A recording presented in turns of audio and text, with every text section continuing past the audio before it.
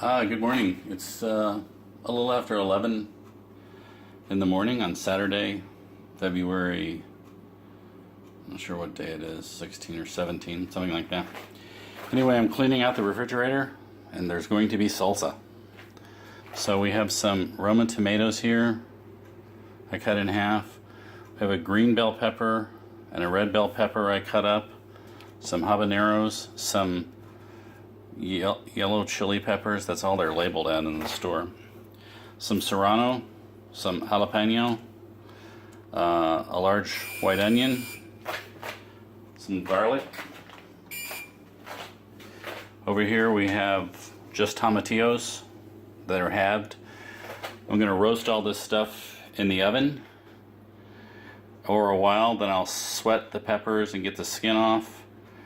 I'm going to blend everything up and add some lime juice and cilantro. We'll see how this goes. Not everything roasts in the oven at the same, or needs the same amount of time to roast. So generally as the things finish roasting, I take them out. The tomatoes come out first, the very thin-walled habaneros come out, the onions out, even the bell peppers out now. And that gave me room in the oven to put the tomatillos in. I put the chilies, except the habanero, which don't need to be skinned, in this bag, and I'm sweating them, and when they cool off I'll remove the skins. I also remove the skins from the tomatoes just by pinching it. The skin comes right off. So I'll be back.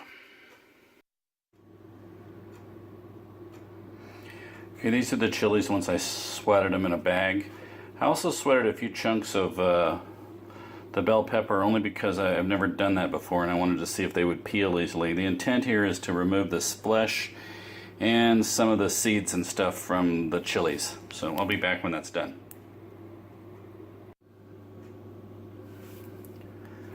Here are the tomatillos that I'm starting to put in the bowl with everything else. I suggest sweating the tomatillos by themselves if you don't have room for everything. That's the first thing I would separate off, because a lot of juice comes out of the tomatillo when you, roast, when you roast it, and you want that juice. So I put a line with foil, as you can see, and if everything's roasting together, it'll be fine, but I had to roast them separately because I didn't have room. So I'm going to put these in the mix and then go back to peeling the chilies.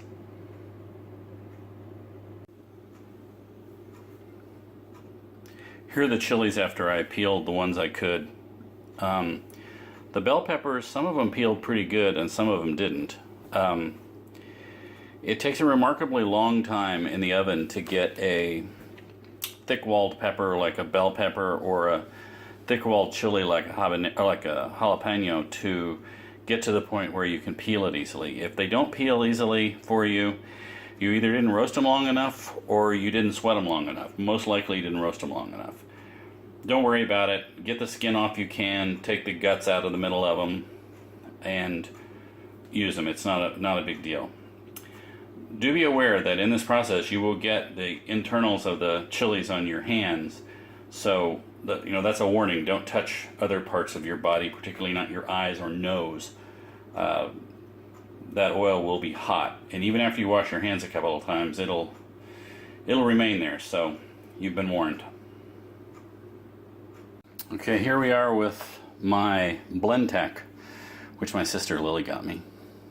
Some websites rate this blender as good, or in some cases better, than the recognized gold standard of Vitamix.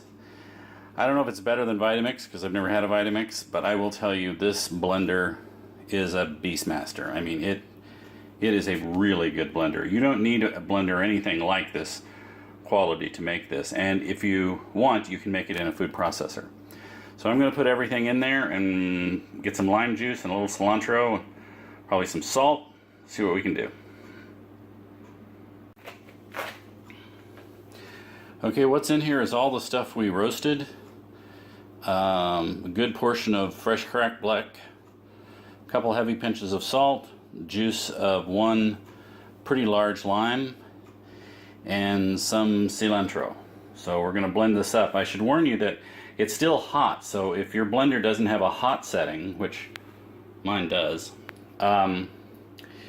be careful, because blending hot stuff can blow the top off the blender and make an enormous mess.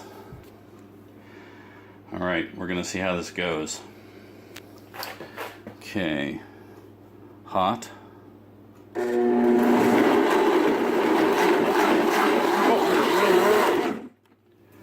See? Even with the hot setting, it made a mess. Okay, I cleaned up that mess and blended it to about the thickness I think I want. And if it's too thick for you, you can just add some water. That's what I typically have to do.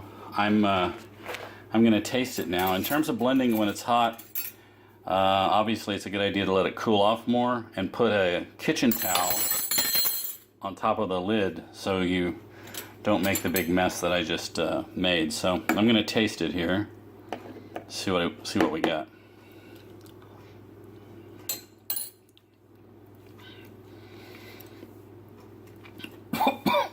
Okay, it's really good, but I will say this. It's hot. Alright, so good luck making this. It's fun. It tastes better than anything you can buy off the shelf. And ciao.